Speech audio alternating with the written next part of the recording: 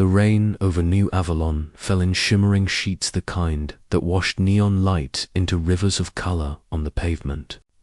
Humans hurried beneath umbrellas, and towering aliens walked with glowing membrane shelters that rippled above them like jellyfish. And in the middle of all of it, crouched beside a vent for warmth, sat Mara Jennings, a homeless woman with a torn coat, a stubborn stare, and a back scarred by wars that no one remembered anymore. She didn't beg. She never begged. But she watched, and that night she saw something fall.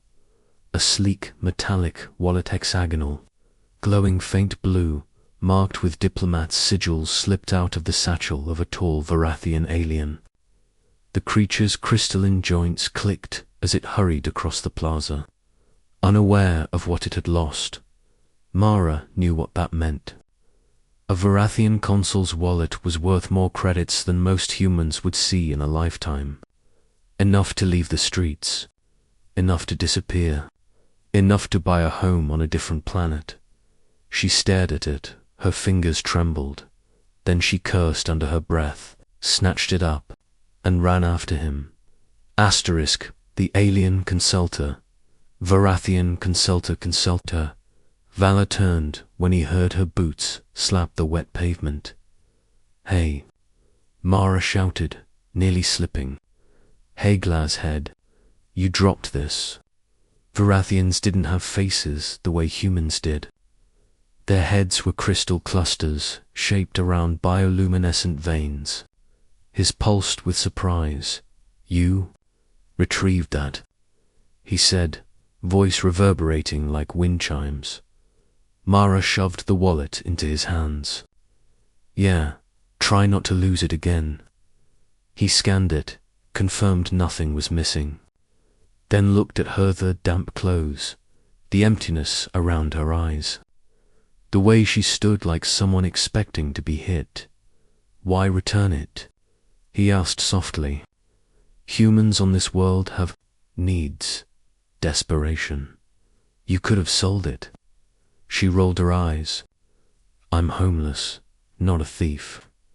Iskar studied her for a long moment, glowing veins shifting.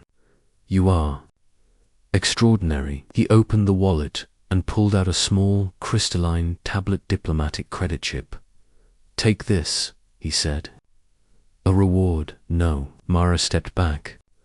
"I don't want money."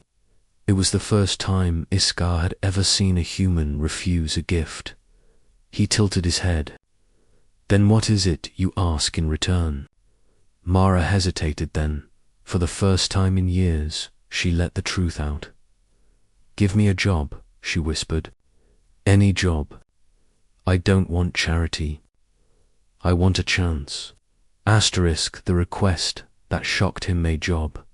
Not money. Not shelter. Not influence. A job. Iskar blinked in confusion. To Varathians, employment was sacred, earned through tests of intellect and civic service. Yet this human woman asked with a straight back and unwavering eyes, as if daring him to question her worth. "What work do you seek?" he asked. "Any honest work," Mara said. "Janitorial, guard, duty, courier. I've lived through worse than any job you can give, and why come to me?"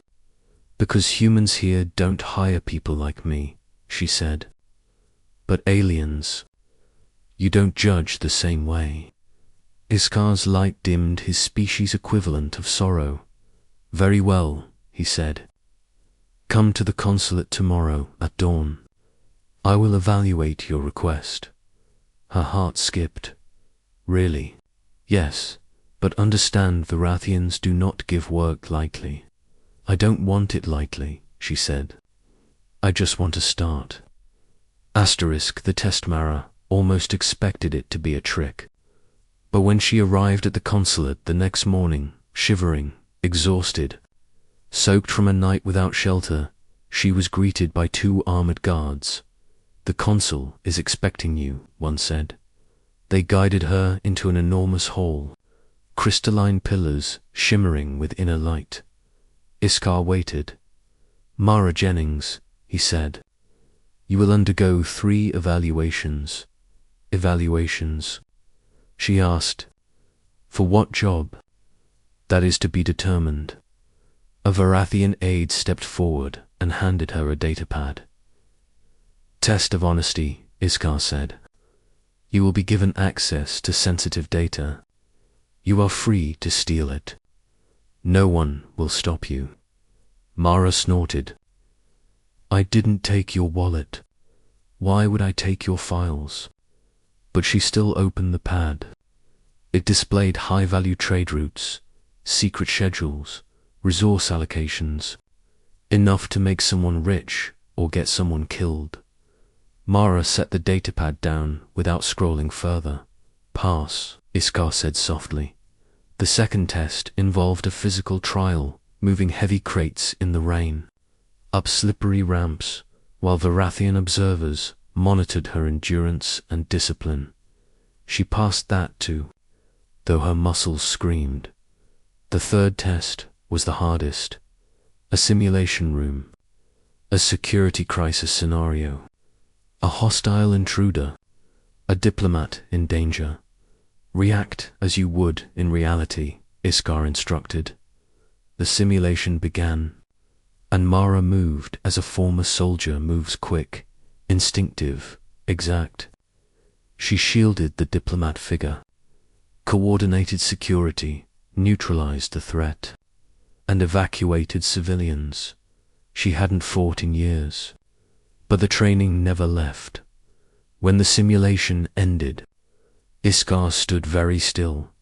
You were military, he said quietly. Yeah, she muttered. Long time ago. Doesn't matter now. It matters. His glow brightened. It matters very much. Asterisk the offer after hours of tests. When she felt faint from exhaustion, Iskar finally spoke. Mara Jennings, he said. You have passed all evaluations. She blinked. So, what now? Now, he said, I asked you a question. She frowned. What question?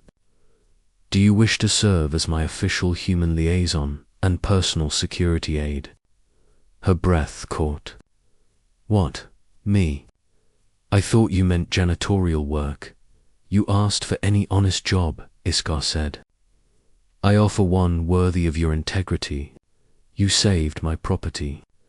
You've proved your honesty, your strength, your courage, your loyalty.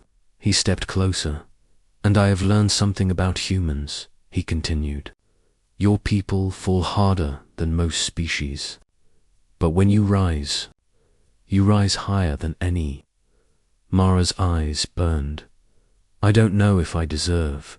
You returned what was not yours, Iskar said, and asked not for riches, but for the dignity of work. He extended a long crystalline hand.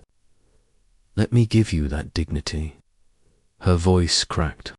I accept asterisk what she started. The appointment made news across half the galaxy. A homeless human woman becomes aide to a Varathian consul. A street dweller passes alien diplomatic tests. A human chosen for integrity over status. Humans who lived in the slums cheered. Aliens who believed humans were too primitive argued. Politicians debated. Activists rallied, but the most important change began quietly. Mara, on her first day, walked into the consulate in clean clothes, hair tied back, badge shining on her chest. She stood straighter than anyone had ever seen her, and when she passed, other homeless humans gathered outside begging. For help she didn't look away. Instead, she went to Iskar. You really want to understand humans, she said. Let me build something. A program, a bridge. Not charity opportunity, jobs, training, evaluations, like the ones you gave me. Why? Iskar asked. Because I don't want to be the only one who gets back up. Iskar considered the sand then bowed his crystalline head. "Draft the proposal," he said. "I will endorse it." Everything changed within months. The Human Uplift initiative spread across the city. Humans who had been forgotten were given skills, training, and employment with alien institutions. Crime fell. Homelessness plummeted. Human dignity surged. And it all started with one woman who returned a wallet she could have stolen. One woman who asked for a job instead of a handout. One woman who remembered who she used to be and dared to become more. Mara became a symbol. To humans, hope. To aliens, respect. To the galaxy, a reminder that humanity's strength was not in their power, but in their choice. One day, years later, as she and Iskar walked past the plaza where it all started, he said, "Mara, had you asked for money that night, I would never have seen your worth." She smiled softly. "And if you hadn't dropped that wallet, I might never have had a chance to show it." The rain fell again, neon reflected in every puddle. But now Mara didn't hide from it. She walked through it with her head high, a badge of honor on her chest, and a future she had forged with her own hands. That was how a homeless human woman changed the fate of two species, by choosing honesty when no one was watching.